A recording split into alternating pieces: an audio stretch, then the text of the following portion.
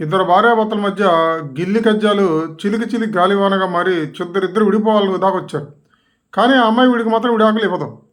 ఇద్దరు కొట్టుకుంటారు. కాఫీ అంటే టీ అంటారు, టీ అంటే కాఫీ అంటారు, చికెన్ అంటే మటన్ అంటారు, మటన్ అంటే చికెన్ అంటారు. ఆమె డబ్బులు ఆయన దాచుకుంటే ఈయన డబ్బులు ఈడు దాచుకుంటాడు. ఇద్దరు పిచ్చి పిచ్చిగా తిట్టుకుంటారు. ఇద్దరు ఎవరు వంట వాళ్ళు వండుకుంటారు ఒకే ఇంట్లో. విడాకులు ఇవ్వమంటే మాత్రం ఆ అమ్మాయి ఇవ్వదు.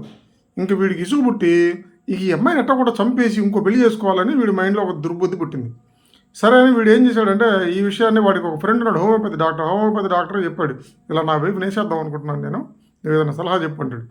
ఆయన గమనించి వరే వేసైతే జైల్లోకి వెళ్తావు, అలా కాదులే నేను హోమియోలో ఒక మందు ఉంది, ఆ మందు ఇస్తాను, రోజు 2 గుళికలు ఆమెకి ఇష్టమైన ఆహారంలో వేయి, 3 నెలల దాకా ఆ గుళికలు పెట్టు, 3 నెలల తర్వాత ఆమెకి ఆహారం తింటది, తిన్న తర్వాత ఏమంటే వామిటింగ్ అయిపోద్ది, మళ్ళీ తింటది, మళ్ళీ వామిటింగ్ అయిపోద్ది, ఫుడ్ మాత్రం కడుపులో నిలబడదు. ఆ విధంగా నిలబడకపోవడం వల్ల ఆహారం లేక క్షీణించి చనిపోద్ది. ఏ టెస్ట్లో చూసినా కూడా ఆమె ఎందుకు చనిపోయిందో ఎవడో చెప్పలేడు. ఇది గుడ్ టెక్నిక్. నేను చెప్పినట్టుగా మంచిగా నటించి ఆమెతో 2 పిలిచేయరా, 3 నెలల తర్వాత మంచి రిజల్ట్ వచ్చిందని చెప్పి. సరే ఆయన చెప్పాడు కదా అని చెప్పి ఈ బిల్లు వేయాలంటే మరి వీడికి మంచితనంగా ఉండాలిగా. ఈడే పొద్దున్నే లేచి కాఫీ ఇచ్చి అందరూ 2 గుళికలు ఎత్తాడు. మధ్యాహ్నం ఆమెకి ఏం కావాలంటే ఆ ఫుడ్లు తెస్తాడు. ఈడే వచ్చేటప్పుడు వంట చేసి పెడతాడు. ప్రేమగా మాట్లాడడం, ప్రేమగా ఉండడం, వీడి ప్రవర్తనలో పూర్తిగా మార్పు వచ్చేసింది. ఇలాంటి జరుగుతున్న సందర్భంలో వీడికి అనుకోకుండా వాటర్ పొల్యూషన్ వీడికి జాండీస్ వచ్చింది. వీడికి జాండీస్ వచ్చి వీడి మంచం ఎక్కాడు. మంచం ఎక్కేసరికి ఆ అమ్మాయి 21 రోజుల పాటు వీడికి చేసిన సేవ అంతా ఇంత కాదు. గుగ్గిళ్ళు చేసి పెట్టిందా, నీళ్ళు ఇచ్చిందా, మినరల్ వాటర్ ఇచ్చిందా, రాత్రి పగల కాపలా చేసి మెడికల్ టెస్టులు చేయించి వాడికి అంతా చేసి 21 డేస్ వాడికి అద్భుతమైన సేవ చేస్తే వాడి మైండ్ అంతా వాష్ అయిపోయింది.